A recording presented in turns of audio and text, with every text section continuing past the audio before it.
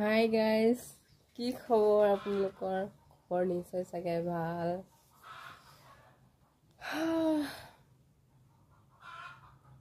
মই নেপালী ছোৱালী হয়, অসমীয়াত ব্লগ বনাইছোঁ।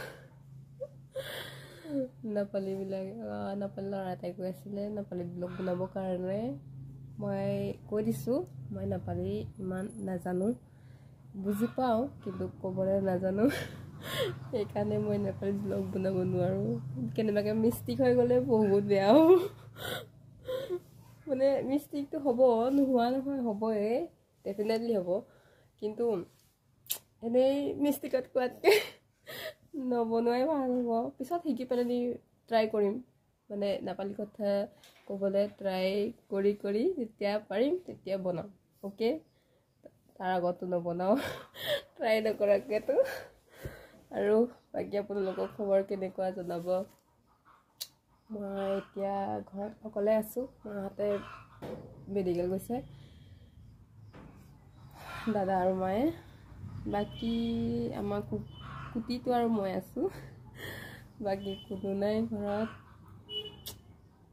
তাকে বৰিং লাগিছে। লগৰজনীক ফোন মাৰিছিলোঁ, ফোনে ৰিচিভ নকৰিলে, বিজি আছে চাগে কামত। মই ইয়াত অকলে বহি আছোঁ। মোকো বৰিং লাগি গৈছে অকলে বহুতে। তাকে কি কৰিম বুলি ভাবি মই বোলো ভিডিঅ'টোকে বনাম, এনেই থকাতকৈ। বনাই পেলাই বনাইছোঁ। বেয়া চেয়া নাপাব। অলপ কুটিটো অকলে আছে। আকুৰি দিয়াৰ পৰা ওচৰলৈ মায়ে যাবলৈ নিদিয়া হ'ল, কুটিটোৰ ওচৰলৈ। তাৰপিছত এতিয়া কুটিটো দেখিলে কান্দে, হ'লেও যাব নিদিয়ে মায়ে, আনিবলৈও নিদিয়ে, চুবলৈও নিদিয়ে।